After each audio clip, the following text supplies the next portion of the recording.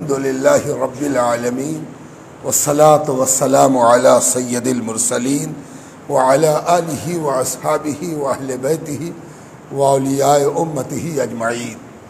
قال اللہ تبارک و تعالی فی القرآن المجید والفرقان الحمید هو الذی بعث فی الأمیین رسولا منہم یتلو علیہم آیاتہ ویزکیہم ویعلمہم الکتاب والحکمہ آمنت باللہ ورسولہ وصدق اللہ المولانا العظیم۔ بزرگوں، دوستوں اور عزیزوں، اللہ سبحانہ تعالیٰ کے فضل سے ہم اور آپ اپنی زندگی میں ایک جمعے کا اور اضافہ کر رہے ہیں، اور یہ جمعہ شعبان کے مہینے کا پہلا جمعہ ہے۔ یہ مہینہ ہمارے عربی کیلنڈر میں، اسلامی کیلنڈر میں شعبان کہلاتا ہے۔ جمعے میں آنے کا ایک مقصد یہ بھی ہوتا ہے کہ ہم اپنی مذہبی اور دینی معلومات میں اضافہ کریں۔ جو چیز کم ہے اس کو پورا کر لیں، جو چیز ناقص اور ادھوری ہے اسے بھی مکمل کر لیں۔ تو جمعے میں آنے کا ایک فائدہ یہ بھی ہونا چاہیے کہ ہم اپنے مہینوں کا نام بھی جانیں، ہم اپنے ہفتوں کے دنوں کو بھی پہچانیں۔ یہ آپ کی تہذیب ہے، آپ اپنی تہذیب سے زندہ ہیں اور تہذیب آپ سے زندہ ہے۔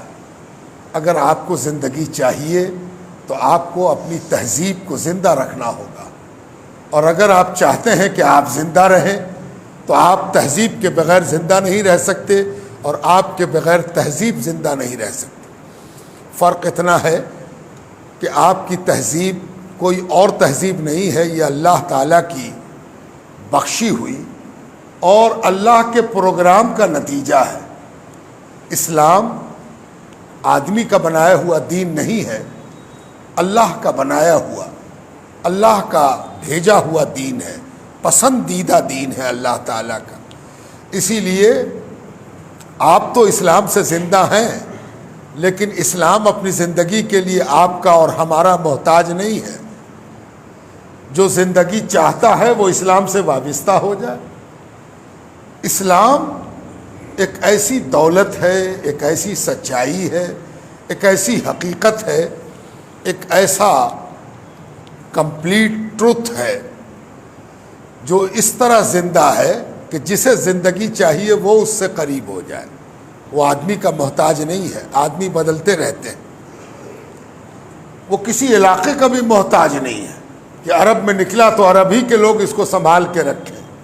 اسلام پوری دنیا کی حقیقت ہے، اور یہی وجہ ہے کہ اسلام کے جانکار ہر ملک میں پائے جاتے ہیں اور ہر زبان میں پائے جاتے ہیں۔ کسی ملک کا اکیلا دعویٰ نہیں، اور کسی زبان کا اس پر اکیلا ادھیکار نہیں۔ یہ دنیا کے تمام انسانوں کے لیے آیا ہے، دنیا کے تمام علاقوں کے لیے آیا ہے۔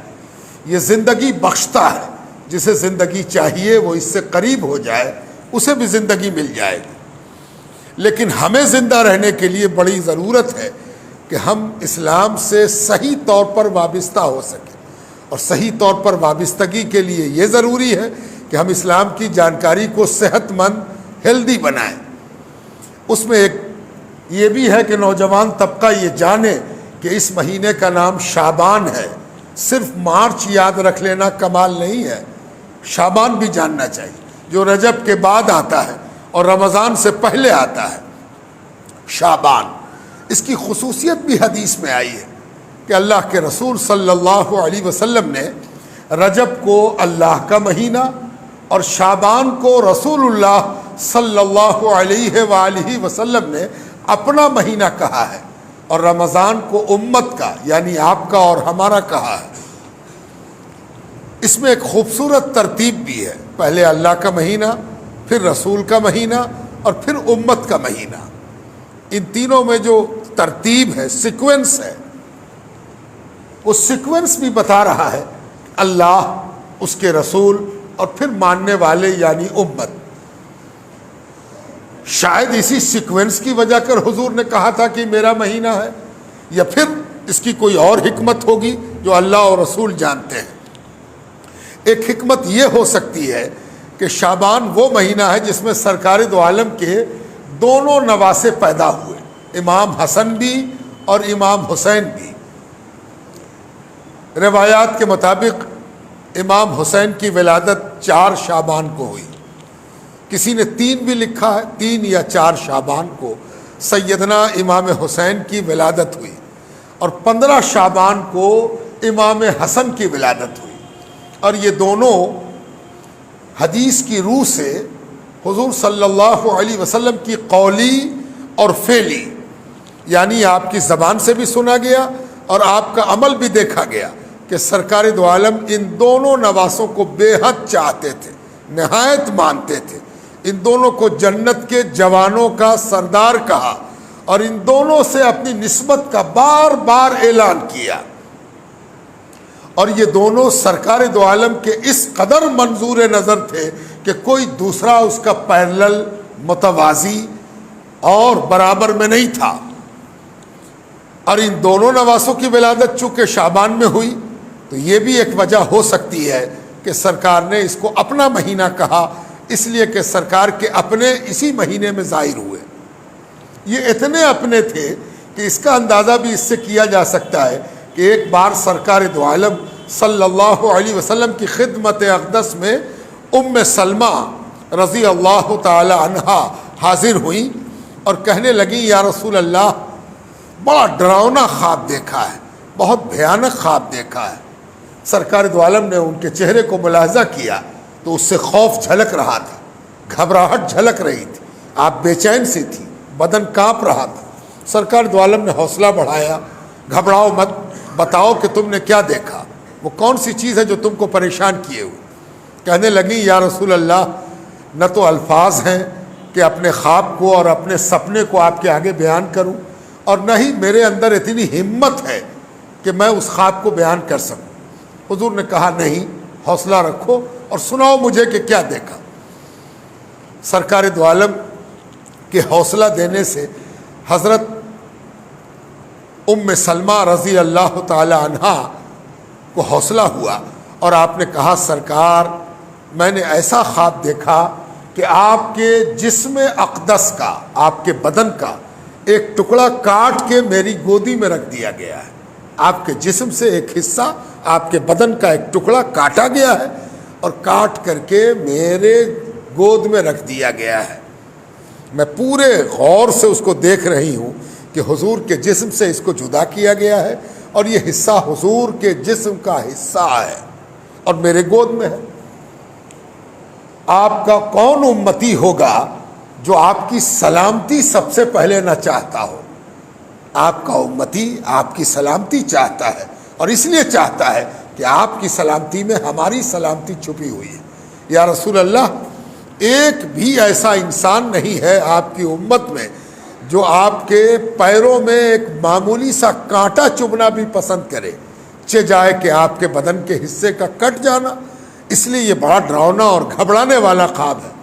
سرکار دو عالم نے جب یہ سنا تو خوش ہو اٹھے، خوشی سے آپ کا چہرہ تمتما اٹھا، آپ کا سرور، آپ کی لذت، آپ کی شادمانی آپ کے چہرے سے نمایاں ہو گئی۔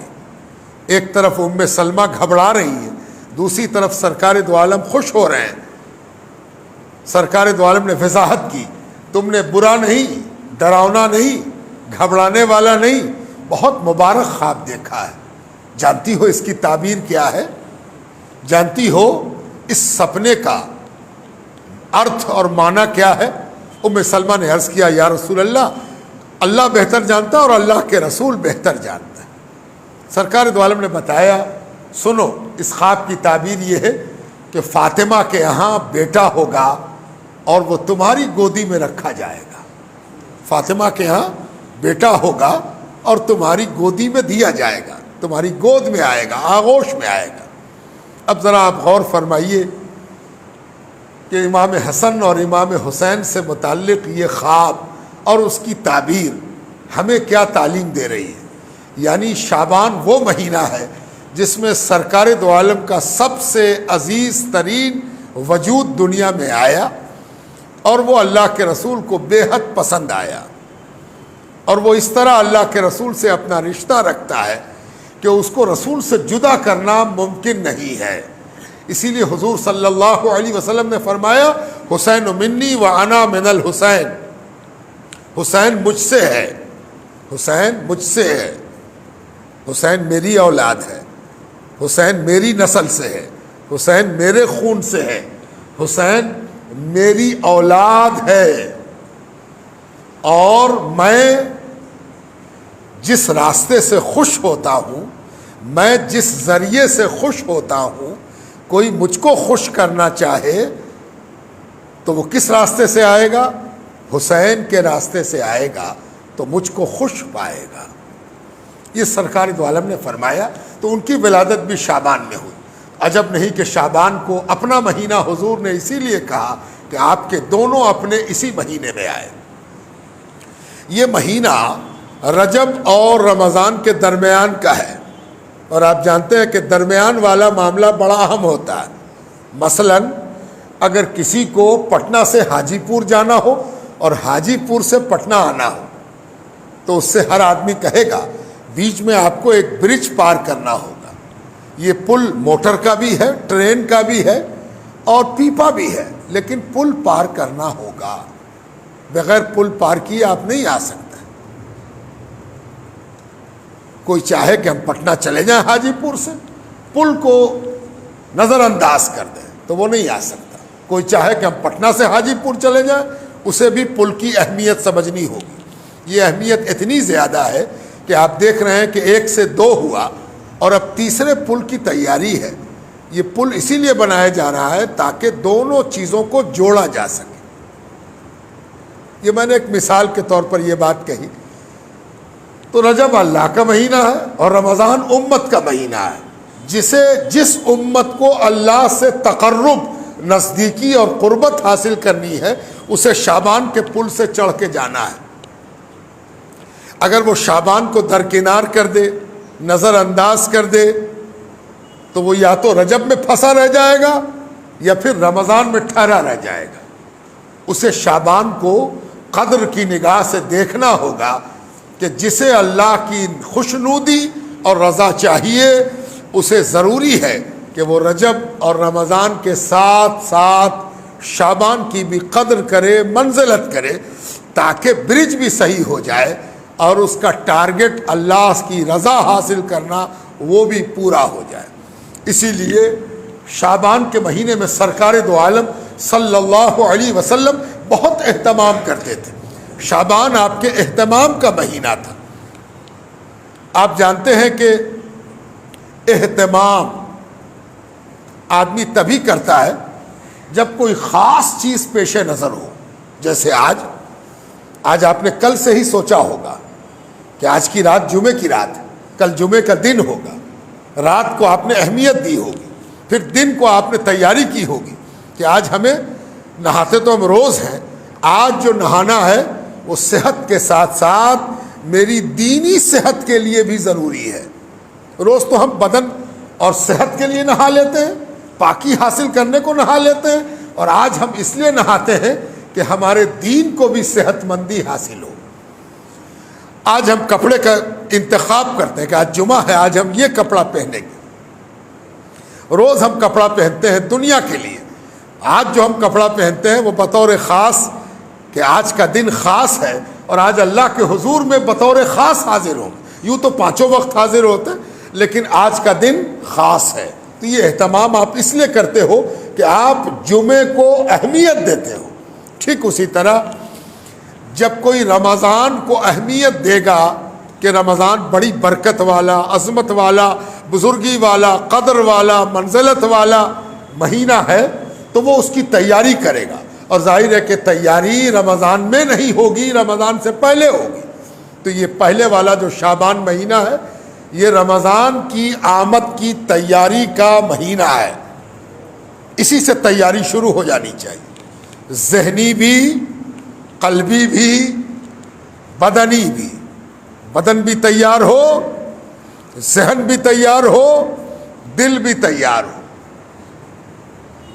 بالکل اسی طرح جیسے کسی غیر معمولی مہمان کو ویلکم کرنا ہو، بڑا انوکھا مہمان آ رہا، انوٹھا مہمان ہے، اس کی ہم کو خاطرداری کرنی ہے، تو خاطرداری کرنے کے لیے تیاری ہوگی، صفائی ہوگی، آرائش ہوگی، کیا کھلائیں گے اس کی تیاری، کہاں بیٹھائیں گے یہ تیاری ہو، کیسے بات چیت کریں گے یہ تیاری ہو، اس کو کیسے ہم خوش کر سکیں، کیسے راضی کر سکیں اس کی تیاری ہو۔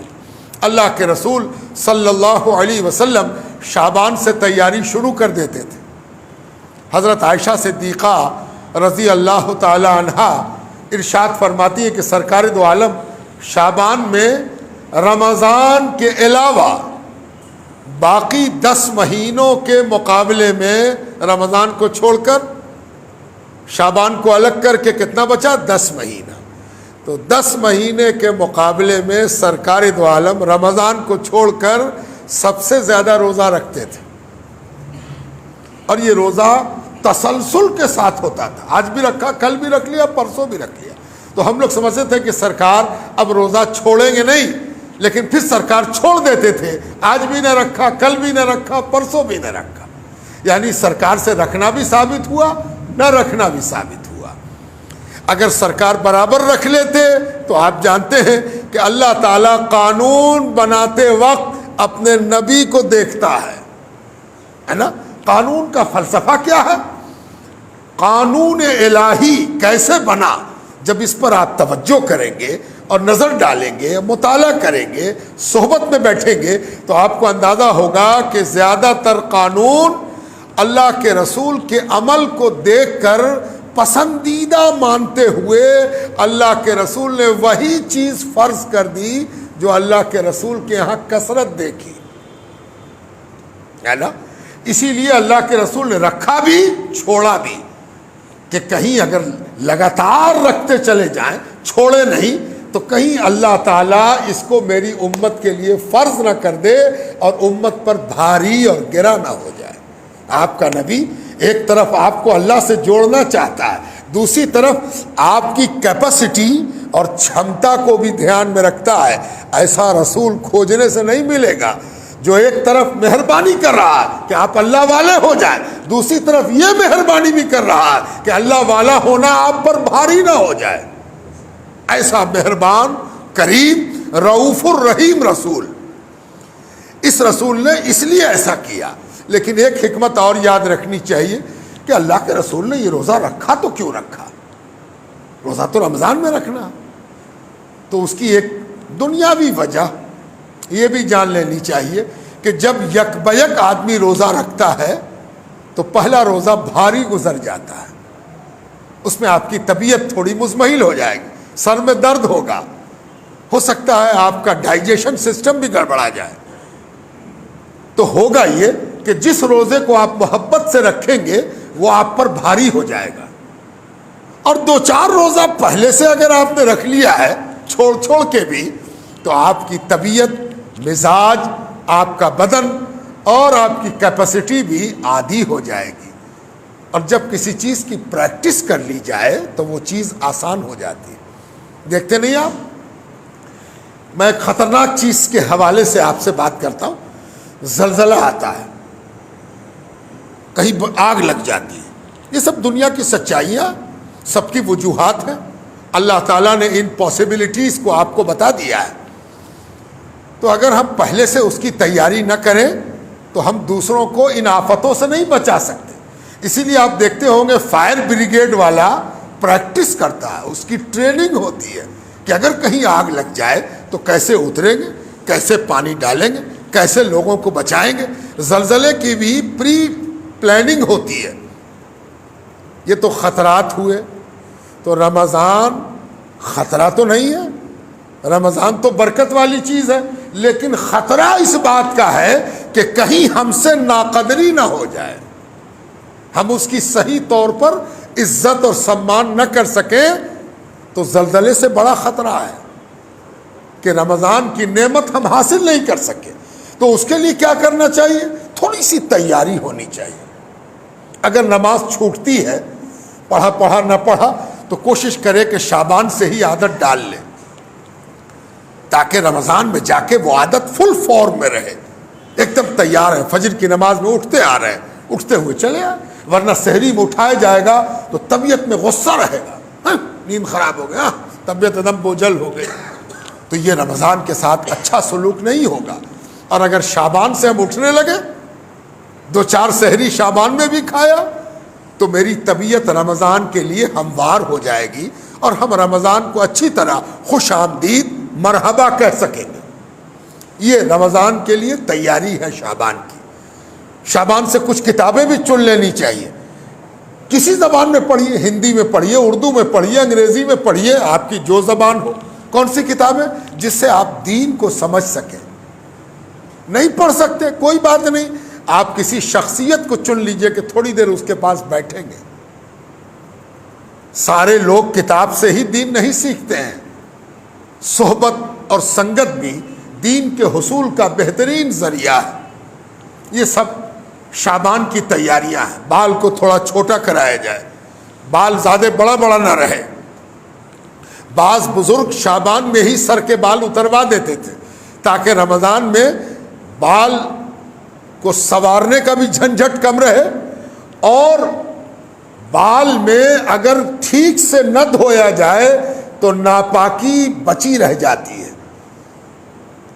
ایک غسل تو روٹین کا ہوتا ہے، دوسرا غسل آدمی اس لیے کرتا ہے کہ اپنی ناپاکی کو پاکی میں بدل دے۔ اور یاد رکھیے، ناپاکی جب انسان کو لگتی ہے اور انسان ناپاک ہو جاتا ہے تو ناپاکی بدن کے ہر حصے تک پہنچ جاتی ہے، بدن کے ہر حصے تک پہنچ جاتی ہے۔ ناپاکی دور کرنے والا اگر نہاتے وقت سر کی بال کی جڑوں میں ٹھیک سے پانی نہ پہنچائے، بال کہیں پر سوکھا رہ گیا، بال کی جڑ سوکھی رہ گئی، تو جانتے ہوئے سمجھا اس نے کہ ناپاکی دور ہو گئی، لیکن ناپاکی بچی رہ گئی۔ یہ ایسا نہیں ہے کہ صرف دین کا ڈیفینیشن ہے۔ جب آپ سائنسی دنیا میں بھی جائیں گے اور میڈیکل سائنس کی بات کریں گے تو آپ کو محسوس ہوگا کہ انفیکشن فری ہونے کے لیے 100% انفیکشن فری ہونا ضروری ہے۔ اگر کہیں پر تھوڑا بھی انفیکشن پرسسٹ کر رہا ہے تو وہ دھیرے دھیرے ڈیولپ کر کے باقی جگہ کو بھی ایکوائر کر لے گا، اور آپ سوچتے رہیے گا کہ ہم تو ہاتھ دھو لیا، ہاتھ دھونے سے کیا ہوگا؟ آپ کے چہرے پر بھی تو انفیکشن آیا ہے۔ اسی لیے بال کو کم کرا لینا، بال کو صاف کرا لینا، یہ بھی رمضان کی تیاریوں میں سے ہے تاکہ ناپاکی سے اچھی طرح پاک ہوا جا سکے۔ ساتھ ساتھ یہ بھی تیاری ہونی چاہیے کہ آدمی اپنے بیہیویئر میں، بات چیت کرنے کا طریقہ، معاملات، اس کو بھی ٹھیک کرے۔ بہت غصہ کرتا ہے تو رمضان سے غصے کو کم کرنا شروع کرے، ورنہ رمضان میں جا کے وہ ہائٹ پر پہنچ جائے گا۔ ایک طرف بھوک لگی رہے گی، دوسری طرف غصے کی عادت، تو بھوک اور غصے کی عادت دونوں مل کے تو جوالا مکھی پھوٹ جائے گا۔ اور وہ جو روزے میں کہا جاتا تھا کہ برتن بہت ٹوٹتا ہے، غصہ بہت آتا ہے، تو وہ سب حرکت رمضان سے کم ہونی چاہیے تاکہ رمضان کو ٹھیک طریقے سے ویلکم کیا جا سکے۔ اور یہ سب دل لگی نہیں ہوگی، حضور کی سنت پر عمل ہوگا۔ معاملہ تو تلاوت کا ہے، تلاوت پر بات آپ سے کرنی ہے، لیکن اوکیزنل باتیں موقع اور محل سے اتنی آ جاتی ہیں کہ موضوع درکنار ہو جاتا ہے۔ لیکن بہرحال کوشش ہم کریں گے کہ اپنے موضوع پر بھی ہم لوگ پلٹیں، آئندہ جمعے کو کوشش کی جائے گی۔ آج آپ سے کچھ اور ضروری باتیں بھی کرنی ہیں۔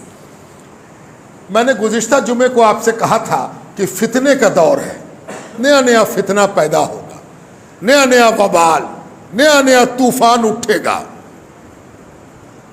کئی طرح کا طوفان اٹھے گا۔ ایک طوفان تو وہ اٹھا کہ آج سے پہلے کبھی سنا ہی نہیں گیا تھا، کووڈ-19، کورونا کا طوفان اٹھا، ہر آدمی پریشان۔ کچھ لوگوں نے تو اس پریشانی کو جھیلا بھی، کچھ لوگ پیدل چلے سینکڑوں میل، کچھ لوگوں کی نوکری جاتی رہی، بھوک مر رہے ہیں، پریشان حال ہیں، کیسے کھائیں کیسے پئیں، کچھ لوگوں کے عزیز دنیا سے چلے گئے۔ یہ سب قسم کی بھگتنے کا معاملہ ہوا۔ شاید ہی کوئی ایسا ہو جس کی جیب پر اس کا اثر نہ پڑا ہو، شاید ہی کوئی ایسا ہو جس کے دل و دماغ پر اس کا اثر نہ پڑا ہو۔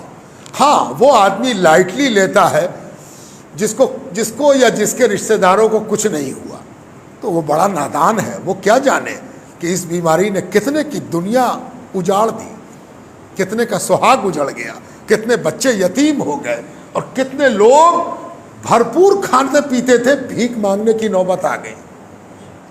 اس بیماری نے قیامت لا دیا ہے۔ کھیل نہیں سمجھنا چاہیے، مذاق نہیں سمجھنا چاہیے، اور اس بیماری سے تن آسانی اور سمجھوتا نہیں کرنا چاہیے۔ جو احتیاط بتائی جاتی ہے اس کو کیا جائے۔ آپ کہیے گا کہ احتیاط کے باوجود لوگوں کو ہو گیا،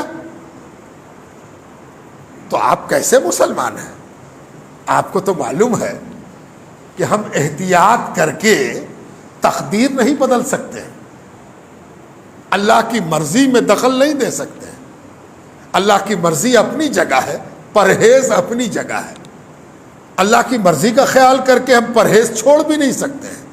ہم سے کہا گیا تم پرہیز کرو اور خیال رکھو کہ فیصلہ اللہ کا ہونا ہے۔ ایک دم صحت مند آدمی نہیں مرتا، ایسے بھی لوگ دنیا سے چلے جاتے ہیں جن کو ڈاکٹر کہتا ہے ان کو تو کوئی بیماری نہیں تھی، ایسے بھی لوگ دنیا میں مرتے ہیں۔ تو صحت مندی کے لیے پرہیز ضروری ہے اور اللہ کی مرضی پر یقین ضروری ہے۔ جو اللہ کی مرضی ہوگی وہ ہوگا۔ ہم سے کہا گیا کہ تم تیاری میں کمی مت کرو، تیاری کرتے رہو۔ اسی لیے جو احتیاط ہے یعنی صاف صفائی کا دھیان رکھنا، وضو کیا تو خوب اچھے سے کیا۔ وضو کرنے میں دونوں نیت بنا ہے، ایک پروردگارا تو راضی ہو جا، اور دوسری نیت کیا کیا؟ دوسری نیت کے دو حصے کیے۔ ایک حصہ یہ کیا کہ اللہ گناہ سب دھل جائے، جو گناہ ہم سے ہوا جانے انجانے۔ وضو کا ایک فائدہ یہ بھی ہے کہ گناہ دھلتا ہے۔ امام ابو حنیفہ نے ایک جگہ اپنے آبزرویشن میں لکھا ہے کہ میں نے ان آنکھوں سے وضو کرنے والے کا گناہ دھل کے گرتے ہوئے دیکھا۔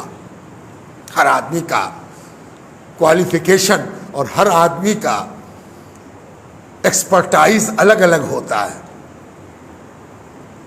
بہت سا آدمی تھرمامیٹر نہیں دیکھ پاتا، بہت سا آدمی خون میں خرابی نہیں دیکھ پاتا۔ جو ماہر ہوتا ہے وہ دیکھ لیتا۔ آپ ایکس رے کی فلم کو 1000 ایسے گھمائیے کچھ نہیں سمجھ میں آئے گا۔ اسی ایکس رے کی فلم کو کوئی ماہر ڈاکٹر ایسے اٹھاتا اور کہتا ہاں ہیئر کریک ہے۔ آپ کہیے ہم کو بھی بتا دیجیے نا کیسے آپ کو سمجھ میں آئے، تو کہیں گے ہم 5 سال پڑھا ہے، آپ 5 منٹ نہیں پڑھا اور آپ چاہتے ہیں کہ ہم بھی سمجھ جائیں تو کیسے ہوگا؟ تو امام ابو حنیفہ نے دیکھا تھا کہ دھل کے گناہ گر رہا ہے۔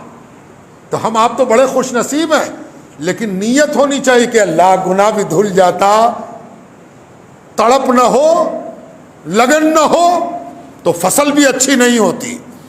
اچھی فصل کرنے کے لیے ارادہ بھی ہونا چاہیے، تیاری بھی ہونی چاہیے۔ تو دوسری نیت کے 2 حصے، پہلا حصہ گناہ دھل جائے، دوسرا حصہ انفیکشن دھل جائے۔ جتنے قسم کا چھو چھا کیا ہے، کہیں راستے میں کوئی گاڑی پکڑا ہے، پتھر پکڑا ہے، آدمی کے ساتھ گزرے ہیں، انٹریکشن ہوا ہے، تو کوئی بھی چیز ہو تو سب دھل جائے وضو میں خوب اچھے سے۔ خلال کیا، خلال کیا ہوتا؟ انگلی کو انگلی کے درمیان کے حصے میں لے گئے، اس کو وضو کی زبان میں خلال کہتے ہیں۔ یہ ضروری ہے، یہ بھی لازم ہے تاکہ سوکھا ہوا کہیں پر نہ رہے، اور دراصل کہنے کا مطلب ہے کہیں پر انفیکشن نہ چھپا رہ جائے۔ اچھے سے کثرت سے دھو لیا، اچھے سے وضو کیا۔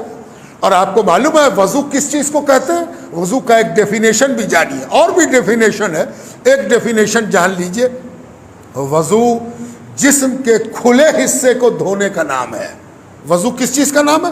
بدن کے کھلے ہوئے حصے کو دھونے کا نام وضو ہے نا؟ اب آپ غور کیجئے، میں نے تو ایک بات کہہ دی، میری بات کو آپ کو آنکھ بند کر کے تھوڑی سننا ہے، آپ کو غور کرنا کہ ہم نے کیا کہا۔ شریعت کی زبان میں وضو بدن کے کھلے ہوئے حصے کو دھونے کا نام ہے۔ آپ ذرا غور کیجئے، آج کووڈ-19 کی وجہ سے کیا کہا جا رہا؟ کھلا ہوا حصہ، اس کو زیادہ حفاظت کی ضرورت ہے نا؟ اور وضو نے یہی کرایا آپ سے۔ تو وضو ذرا قاعدے سے کیجئے، اور کوشش کیجئے کہ بھیڑ بھاڑ کے علاقوں میں جب بھی جائیے ماسک لگائیے، اس کو کھیل مت سمجھیے۔ قضاء و قدر میں جو لکھا ہے وہ تو ہو کے رہے گا، لیکن آپ کی احتیاط کی بھی جزا ملے گی، آپ کے پرہیز کا بھی فائدہ آپ کو اللہ بھی دے گا، دنیا بھی دے گی، نظام قدرت بھی دے گا۔ اور ایک دوسری بات، اب ایک فتنہ تو یہ ہوا، ایک فتنہ اور پیدا ہوا، نئی بات. کوئی کہہ رہا ہے کہ قرآن کی آیات کو بدل دینا چاہیے، ہٹا دینا چاہیے. کھلے عام کہہ رہا، سینہ تان کے کہہ رہا ہے نا. اور غضب کی بات یہ ہے کہ وہ اپنے آپ کو ہم ہی کے درمیان سے کہہ رہا کہ ہم ہی ہیں، ہم ہیں، ہے نا. یہ بھی ایک بڑا فتنہ ہے. ایک کوئی کہہ رہا ہے کہ فجر کی اذان سے میری نیند خراب ہو جاتی ہے نا. آپ سن رہے ہو، روز ایک نئی خبر، روز ایک نیا فتنہ، روز ایک نیا طوفان، ایک نیا وبال، ایک نئی چھوٹی موٹی قیامت سے آپ کا واسطہ پڑتا ہے. میں اکثر سمجھاتا ہوں کہ ریئیکٹ کرنے میں، فوراً ریئیکشن دینے میں پرہیز کیجیے. چپ رہیے، خاموش رہیے، اور اپنا محاسبہ کرتے رہیے، اپنی سمیکشا کرتے رہیے، اپنے بارے میں غور کرتے رہیے کہ کبھی کبھی آدمی پر زیادہ آفت کا آنا آدمی کی اپنی غلطیوں کا بھی نتیجہ ہوتا ہے. تو ہم اپنے اندر بھی سدھار پیدا کریں، اپنے آپ کو ذرا ٹھیک ٹھاک کریں، غلطیوں سے توبہ بھی کریں، اور ایسے طوفانوں کے لیے تیار بھی رہیں کہ طوفان آئے گا. سمندر میں آدمی نہانے جاتا ہے تو نیا آدمی سیدھے سمندر میں سینے کے رخ سے داخل ہو جاتا ہے. ایک بار اوپر سے لہر اٹھی اور پھینکا گیا، چاروں شانہ چت گر گیا. تو اس کو سکھایا جاتا ہے کہ تم سمندر میں کبھی نہائے نہیں ہو. سمندر کا زور، لہروں کا زور سینے پر نہیں لیا جاتا ہے، کندھے پر لو، ایک طرف ہو کے کندھے پر لو تو لہروں کا نقصان کم سے کم ہوگا. اسی طرح جب طوفان اٹھنے لگے تو آپ کو بھی تیاری کرنی ہوگی کہ اس طوفان کا مقابلہ ہم کیسے کریں. اس لیے کہ ان طوفانوں کا مقابلہ کرنے میں بڑا اجر بھی ہے، ثواب بھی ہے. اور بھونڈے طریقے سے اگر ہم طوفان کا مقابلہ کریں گے تب تو گڑبڑ ہو جائے گی. طوفان جس مقصد سے اٹھا ہے برباد کرنے کو، وہ بربادی طے ہو جائے گی. اور اگر ہم طوفان کا سامنا کر جائیں گے تو طوفان بھی ایک دن مر جائے گا اور ہم اس کے مرنے سے زندہ رہیں گے. ہم نہیں مریں گے، لیکن اس کے لیے تیاری ہونی چاہیے. پوری دنیا کچھ نہ کچھ سوچ رہی ہے، کچھ نہ کچھ بات کر رہی. میں کسی کو کرٹیسائز نہیں کرتا. آج پٹنہ سٹی میں بھی ایک جلسہ رکھا گیا ہے، یتیم خانہ کے میدان میں، کشمیری کوٹھی کے سامنے یتیم خانے کے میدان میں. لودھی کٹرے سے جب آپ گزریں گے، نون کے چوراہے کی طرف سے آئے تو پہلے بھی لے گا، نہیں تو لودھی کٹرا شاہ کی املی کراس کرتے ہوئے یتیم خانے کے میدان میں 3 بجے سے میں بھی اس میں شریک رہوں گا. تو آپ جمعے کی نماز کے بعد ایک طریقہ یہ بھی ہوتا ہے کہ ہم اکٹھے ہو کے اپنے جذبات کا اظہار کریں. پتہ چلے آج دنیا کو، آج کی دنیا تعداد بہت گنتی ہے. دیکھا نہیں آپ، کسی کے پاپولر ہونے کے لیے، کسی کے بہت ہر دل عزیز ہونے کے لیے پیمانہ کیا بنایا گیا؟ بھیڑ. بڑی بھیڑ تھی، یہ بہت بڑے نیتا ہیں، یہ بہت بڑے پاپولر آدمی ہے. بھائی پاپولاریٹی کے لیے ضروری ہے کہ بھیڑ ہو. تو اسی طرح اگر آپ کسی چیز پر احتجاج کر رہے ہیں، آپ کو پسند نہیں ہے وہ چیز، آپ اپنے غم و غصے کا اظہار کر رہے ہیں، تو اس کے لیے ضروری ہے کہ تعداد بھی جٹے. تو قرآن سے رشتہ کس کا نہیں ہے؟ کون اس بات سے خوش ہے کہ ایسی بات ہو رہی ہے؟ تو آپ کو بھی کوشش کرنی چاہیے، تھوڑا سا وقت نکالیے. کھانا پینا بال بچے تو روز ہوتے رہتے ہیں، تھوڑی دیر کے لیے 3 بجے تک وہاں پہنچ جائیے تاکہ عصر کے پہلے تک ہم لوگ مل کر اس نئے طوفان کے خلاف اپنے سینے کو اور اپنے موڈے کو اڑا سکیں کہ ہم تیار ہیں. ایسا طوفان بہت جھیلیں گے، اور ایسے طوفانوں سے نہ کوئی ہمارے جذبات کو مٹا سکتا ہے. اور قرآن کی طرف دیکھنے کی نوبت تو بہت بعد میں آئے گی، پہلے قرآن والے سے معاملہ طے ہو جائے. تو اسی لیے آج 3 بجے ہم لوگ وہاں جمع ہوں گے، اور شانتی کے ساتھ جمع ہوں گے، قانون ویوستھا کے ساتھ جمع ہوں گے. جن کے پاس ماسک ہے وہ ماسک لگا کے آئیں گے، نہیں ہے تو ماسک لے لیں گے، تاکہ یہ کوئی نہ کہہ سکے کہ اس میں کیڑا نکالا جا سکے. یہ لوگ جمع ہوئے تھے، یہ جمع ہو کے غلط کام کرتے ہیں، وہ دوسری بات بھول جائے گا اور تیسری بات نکال دے گا. اسی لیے جو لوگ بھی وہاں جائیں، اگر نہیں ماسک ہے تو گمچھا ہے، اپنے ناک منہ کو ڈھک کے وہاں پہنچیں، اور کول رہیں، ٹھنڈے رہیں. ٹھنڈے رہنے سے آدمی پہلوان کا نشہ اتار دیتا ہے. اور اگر آدمی ضرورت سے زیادہ جذبات دکھائے گا تو پہلے ہی پٹکن میں پہلوان پٹک دے گا اور پھر آپ اٹھنے کے لائق نہیں رہیے گا. اس لیے پہلے کول رہیے کہ یہ بھیا جتنا وار کرنا ہے تم وار کر لو, جب تمہارا وار ہم سہ لیں گے تو اپنا وار ہم دکھاویں گے, ہے نا. اسی لیے کول اور ٹھنڈے ہو کے شانتی کے ساتھ, شانتی ویوستھا کے ساتھ, لا اینڈ آرڈر کو ڈسٹرب کیے بغیر نعرہ ارا لگائے. نعرے ارے میں زیادہ دم نہیں ہوتا, جو چپ رہتا ہے اس سے سب ڈرتا ہے کہ پتہ نہیں کب کیا بولے گا یہ. اسی لیے خاموشی کے ساتھ ہم لوگ 3 بجے وہاں جمع ہوں گے.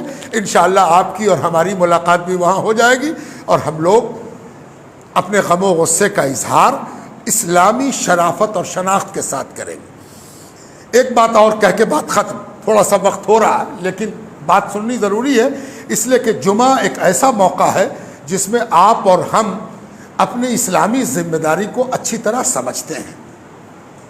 آپ میں سے بہت سے لوگ ہو سکتا ہے کہ جمعہ اذان دینے والے ہوں یا مسجد کے ذمہ دار ہوں.